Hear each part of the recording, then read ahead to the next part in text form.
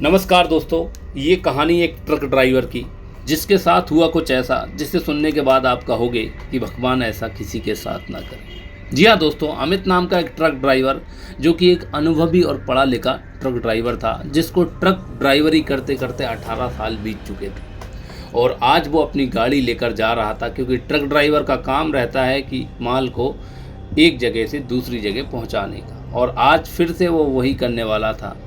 लेकिन आज जिस रास्ते पर वो अपनी गाड़ी को लेकर निकला था, अपने 18 साल के करियर में वहाँ वो कभी नहीं गया था। जी हाँ दोस्तों, जैसे ही वो अपनी गाड़ी को लेकर निकलता है 100 से 150 किलोमीटर दूर पहुँच चुका होता है। इसके बाद में उसको अजीब सा लगता है। जिस रास्ते पर वो जा रहा था उस रास्ते पर उसके साथ अजीब सा होने लगता है, अजीब सा वो महसूस करने लगता है।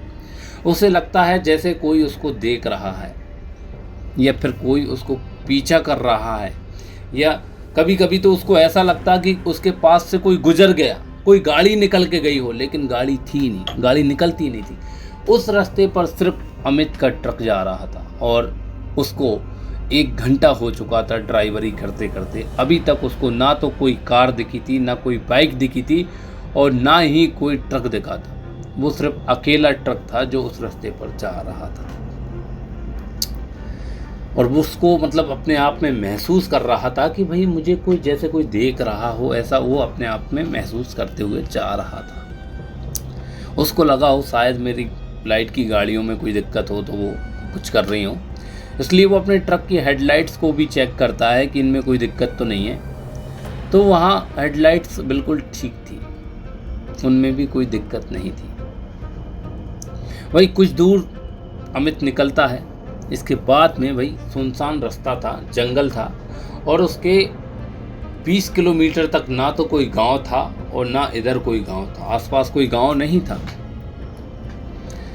लेकिन एक व्यक्ति उसको जो है सुनसान सड़क पर एक खड़ा हुआ व्यक्ति मिलता है, जो कि उसको ट्रक रोकने के लिए इशारा कर रहा था। अमित ने सोचा कि ये क्या है, कोई व्यक्ति होगा, तो उसने सोचा भाई रात का समय है, कोई व्यक्ति की हेल्प की जाए। तो वो जो है ट्रक वहाँ उस व्यक्ति के पास जाकर रोक देता है। एक अजनबी व्यक्ति उसको रोड पर मिला और उसके पास जाकर अमित ने ट्रक रोक दिया उसको बिठाने के लिए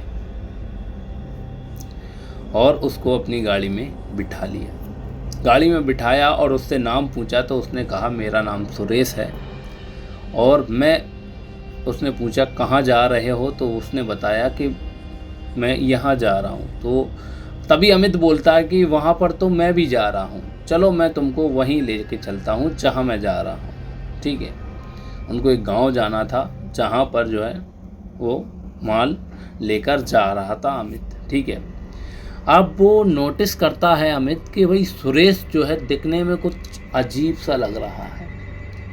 उसकी आंखें भी अजीब सी लग रही थी, उसको अजीब सी चमक लग रही थी, उसको डरावनी टाइप की। लेकिन फिर भी वो चुपचाप अमित बैठा रहा, उससे बातें करता रहा और उसे नज़रअंदाज करके उसकी आंखों को अपने ट्रक को चलाने लगा।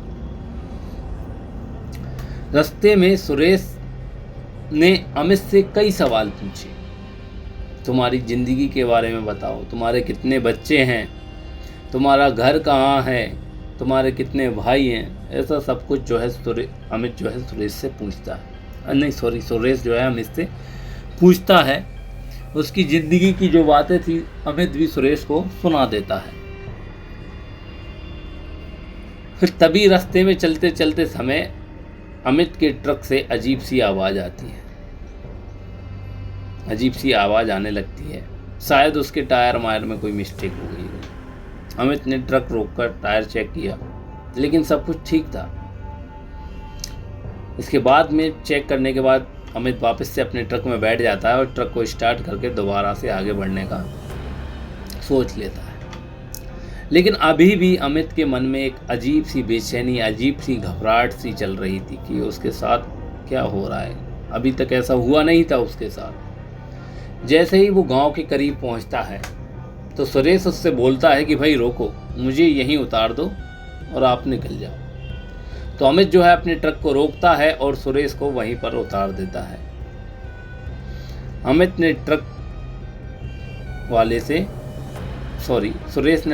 से धन्यवाद कहा और वहीं उतर गया। फिर अमित ने ट्रक को स्टार्ट किया और दोबारा गांव की ओर बढ़ने लगा। गांव में पहुंचते ही उसने गांव का माहौल देखा कि बिल्कुल सुनसान, कोई भी नहीं है भाई। पंछियों की तक आवाज़ नहीं आ रही, किसी भी जानवर की आवाज़ तक नहीं है। अजीब सी आवाज़ें आ रही हैं और गांव बिल्कुल सुनसान है पूरी तरह से, जैसे इस गांव में कोई रहता ही नहीं हो। तभी थोड़ा आगे जाता है और वो उस जगह को ढूंढने की कोशिश करता है जहां उसको अपने माल को पहुंचाना था, लेकिन वो थोड़ा परेशान हो रहा है और उसको जगह नहीं मिल रही थी। तभी गांव में एक बुजुर्ग उसको देखता है और बुजुर्ग जो है अमित के पास आकर पूछता है कि तुम यहाँ क्यों आए हो। अमित ने बताया कि मैं यहाँ किसी का सामान की डिलीवरी देने आया हूँ, किसी का कुछ सामान है उसको यहाँ पहुँचाने आया हूँ। तो बुजुर्ग ने उसे बताया कि यह गांव कई साल पहले छोड़ दिया गया था। यह गांव कई साल पहले छोड़ दिया गया था क्योंकि यहाँ पर अजीब घटनाएं होती हैं। मतलब सच में उस गांव में कोई भी नहीं था भाई, क्योंकि उस गांव के सारे लोग जो है कहीं दूर चले गए थे। उस गांव को पूरी तरह से सबने छोड़ दिया था। बुजुर्ग ने अमित से पूछा, क्या उसने रास्ते में किसी को देखा था? अमित ने सुरेश के बारे में बताया कि भाई एक सुरेश नाम का व्यक्ति मुझे मिला था, मैं उसको बिठा के लाया, जंगल में खड़ा था, उसने मुझसे कहा कि ट्रक रोको और मैंने रोका, उसको बिठा के और यहाँ गांव के बाहर उतार दिया।